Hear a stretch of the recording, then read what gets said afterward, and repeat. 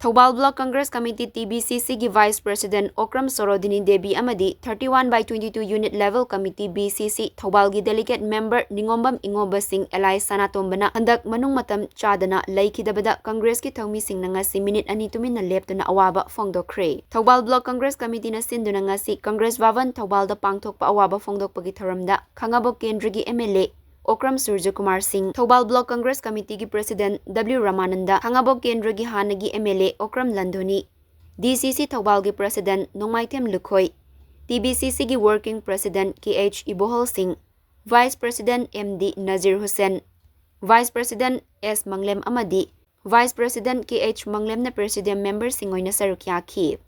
Laikidrabani gi photo da laisu katuna haudokiba thawramaduda, MLA Okram Sorodhoni na hai party asige achoba tawdang lawramba anina laikidaba asi achoba mangjabani imung manunggi awabada party asigi thawmi singna su sarukyazari.